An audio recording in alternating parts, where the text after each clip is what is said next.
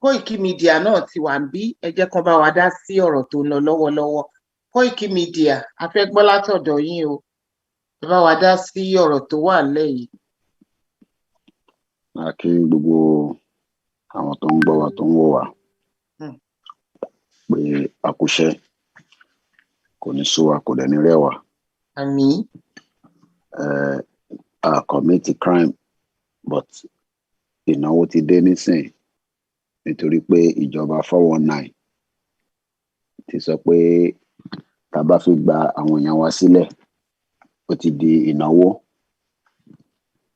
Àwọn tó ń kówó ribiti tó ń jí owó ní Nàìjíríà wọ́n ti mọ bó ṣe ń gba béèlì ara wọn tó bá ti jí owó tó pọ̀, but n táwa ń béèrè fún nísìn self determination, ìjọba náà wọ́n fẹ́ bẹ́ẹ̀, wọ́n kó wọn lọ fún 34 days.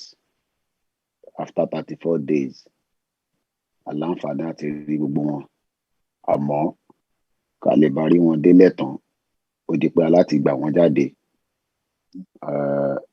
Lóòótọ́ one single account tá ti ń pariwo láti last year, mo gbọ́ pé wọ́n ní àwọn bàbá wa náà ti ṣiṣẹ́ lé lórí, kó tètè bá wa ṣiṣẹ́ lé lórí so that a gbàdúrà kí irú eléyìí máa ṣẹlẹ̀, but nínú struggle so many things sì máa ṣẹlẹ̀ tí a máa láti máa prepare fún.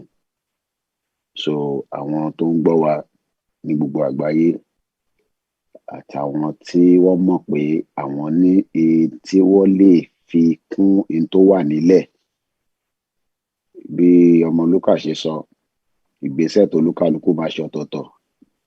Àtàárọ̀ tèmi ti jáde nísìn mo ṣe ń wọlé ni, àwọn kan ní láti 6 weeks ago lọ ti ń wá sí protest ní Central London every day.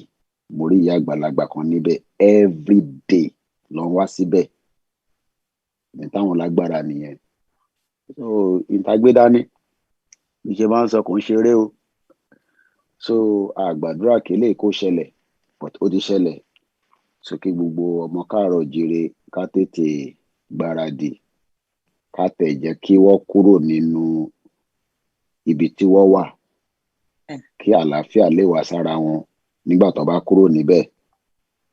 Ìta tó wá fẹ́ rí ní sí ni pé nígbà tí George ti favour wa pé kó grant wọ́n ní bail, kó máa jẹ́ pé ìyẹn la máa fà títí tó máa di pé àtúníwá lè sáré ẹ̀. Ẹ mọ̀ pé irú àwọn tí wọ́n tẹ̀ fẹ́ nǹkan tá à ń ṣe nínú wọn á máa dùn, torí pé tá bá rò pé gbogbo àwọn tí wọ́n ń wò wá, àwọn tó ń gbọ́ wa ló fẹ́ nǹkan tá à ń ṣe, àwọn kan ní wọ́n ń dùn báwọn èèyàn wá ṣe wà nínú ibẹ̀ yẹn. So mo dẹ̀ mọ̀ pé ìdùnnú tí gbogbo wa rí ní èní, torí pé ara wa yọ̀. Níyàn bá báyàn, kódà èèyàn kan pè mí kí n tó délé, ó ní òun tí mo ti yó látàárọ̀, máì tí mo ti yó torí wọ́n tí jáde tán, ẹ jẹ́ ká túbọ̀ gbà wọ́n jáde pátápátá. So option tó dẹ̀ fún wa, tó bá jẹ́ pé a ní míǹsì tá lè fi sọ fún George pé option yẹn lágbára díẹ̀, but a ti mọ̀ pé ìyẹn ti kọjá agbára tiwa. So agbára táwa ní nísìn náà ni pé gbogbo ẹni tó bá ní kó tètè fi síbi tí wọ́n ní kó bá wa fi sí, káwọn lọ́ọ̀yà náà lè tètè ṣe gbogbo nǹkan ní láti ṣe, so that tá bá ní tílẹ̀ bá wa fi mọ́ lọ́la, bí a kí kóòtù tó close láago 2 tó bá submit ẹ̀, àná máa wálé lọ́la, tó bá ti dọ̀la ó tún dọ̀la, ní tó bá ti mú wa tó di pé ó dà pé bí kàṣà sọ pé aago 4 kọ́ta máa parí. So for every 4 o'clock káàbà ti rí ṣe ó ń dijọ́ kejì nìyẹn. Èní Wednesday, ọ̀la Thursday, ọ̀túnla Friday.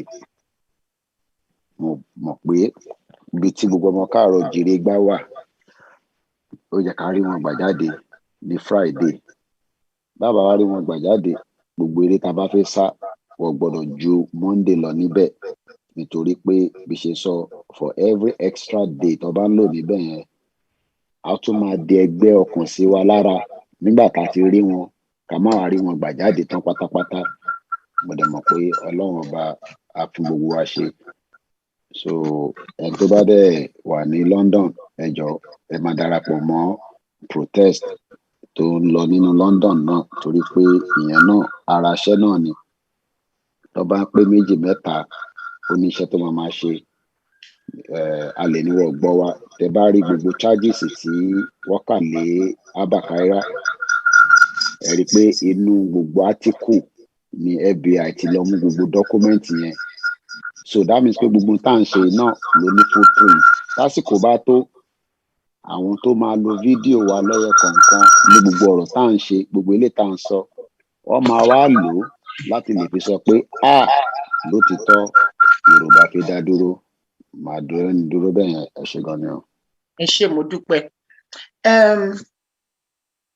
Mo fẹ́ address àwọn nǹkan kan. Mo ti rọ́wọ́ Dr. Zabby ní òkè, máa pè yín sí mà. Ẹnìkan jẹ́ Ṣọlá bí Moshood